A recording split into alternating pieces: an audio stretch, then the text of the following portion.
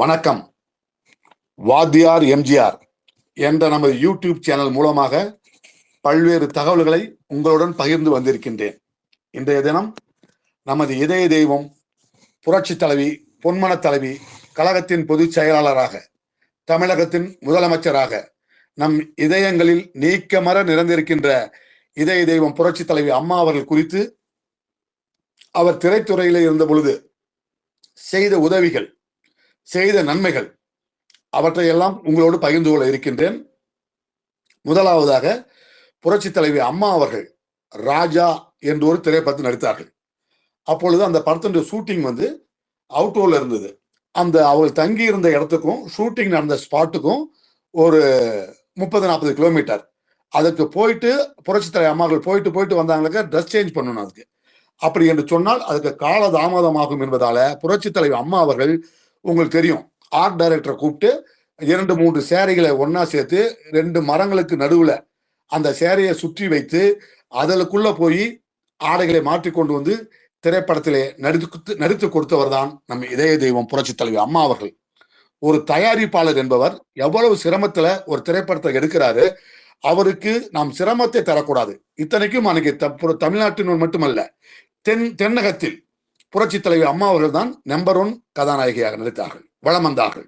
புரட்சி தலைவர்களோடு, நடிகர் திலகம் சிவாஜி கணேசனோடு, NT ராமாராவ் போன்ற உச்சபட்ச நடிகர்களோடெல்லாம் நடித்துக் கொண்டிருந்தாலும் கூட அந்த தயாரிப்பாளர்கள் படுகின்ற சிரமத்தை கண்டு அவர்களுக்கு எந்த விதத்திலும் சிரமம் தராமல் நடித்து கொடுத்தவர் தான் நம் இதய தெய்வம் புரட்சி தலைவி அம்மா அவர்கள். அதே போலவே புரட்சி தலைவி அம்மா அவர்கள் ஒரு கலாட்டா கல்யாணம் என்ற ஒரு திரைப்படத்தில் நடித்துக் கொண்டிருந்தார்கள். அந்த திரைப்படத்திலே பணியாற்றி கொண்டிருந்த ஒரு லைட்ஸ்மேன், என்ன சொல்லக்கூடிய லைட்மேன், அப்பெல்லாம் லைட் பாய்ன்னு சொல்லுவாங்க, இப்ப அது லைட்மேனாக மாற்றப்பட்டு விட்டது. அந்த லைட்மேன் வரல. அன்னைக்கு புரட்சி தலைவர் அம்மா அவர்கள் யூனிட்ல கூப்பிட்டு கேட்கறாங்க, என்னாச்சு, அந்த ஏன் வரலன்னு சொல்லி கேட்கறாங்க.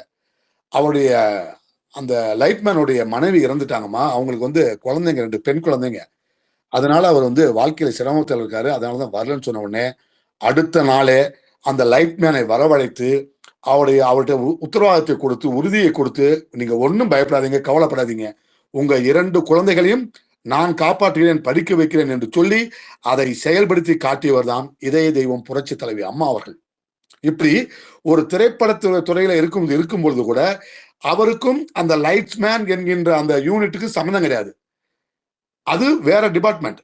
இருந்தாலும் ஒரு ஏழை தொழிலாளி அவன் மனைவியை இழந்து தவித்த நேரம், அவன் குழந்தைகளை எப்படி படிக்க வைப்பது என்று தடுமாறிய பொழுது அந்த முழு செலவையும், அவர்களுக்கான செலவை ஏற்றுக்கொண்ட தலைவி இதய தெய்வம் புரட்சி தலைவி அம்மா அவர்கள்.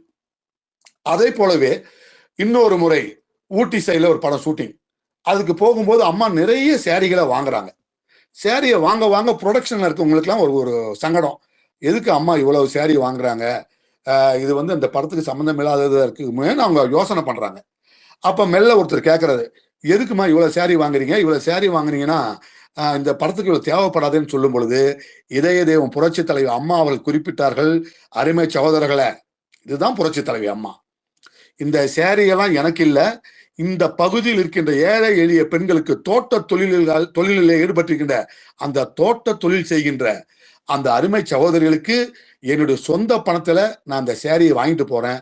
ஏன் என்று சொன்னால் அவர்கள் எல்லாம் கந்தலான கிளிசலான ஆடைகளை அணிந்திருக்கிறார்கள்.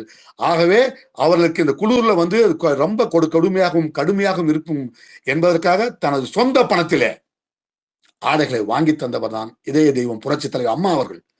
அப்படிப்பட்ட புரட்சி தலைவியை பார்த்து, பொன்மன தலைவியை பார்த்து சில புறம்போக்குகள் இன்று கூட அவர் என்ன புரட்சி செய்து விட்டார் என்று தாறுமாறாக பேசுகிறார்கள். மரியாதை குறைவாக கூட சிலர் விமர்சனம் செய்கின்றார்கள். தயவு செய்து இதயமுள்ள மனிதர்களை இதயத்தை திறந்து வைத்து பாருங்கள், கேளுங்கள்.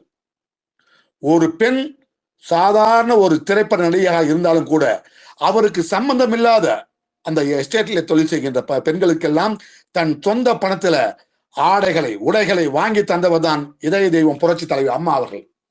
அதே போலவே புரட்சி தலைவி அம்மா அவர்கள் அரசியலுக்கு வந்த பிறகு, முதலமைச்சராக வந்த பிறகு கொடநாடு எஸ்டேட்டிற்கு சென்றார் என்று சொன்னால் அங்கே பணிபுரிகின்றவர்களை அழைத்து அந்த குழந்தைகளுக்கு தேவையான படிப்புகளுக்கு தேவையான அத்தனை செலவுகளுக்கும் பணம் கொடுப்பாருங்க அம்மா. அவர்களோடு மாதத்துல அல்லது வருடத்தில் 2 முறை அவர்களோடு உணவருந்துவார். இதெல்லாம் யாருக்கு தெரியுங்க? சொல்லல, சொல்ல மறந்து விட்டோம். இன்னைக்கு எவனா கேட்கறான் வந்து புரட்சி தலைவி என்ன புரட்சி செய்தார் என்று. புரட்சி என்றால் என்ன? ஆயுதம் எடுத்து தோட்டா எடுத்து துப்பாக்கி தூக்கி கொடுத்தது புரட்சி அல்ல. ஒருவனுடைய வளர்ச்சியை, ஒருவனுடைய வாழ்க்கையை மாற்ற வேண்டும். அந்த மாற்றம் வளர்ச்சிக்கானதாக இருக்க வேண்டும், ஏமாற்றமாக மாறக்கூடாது.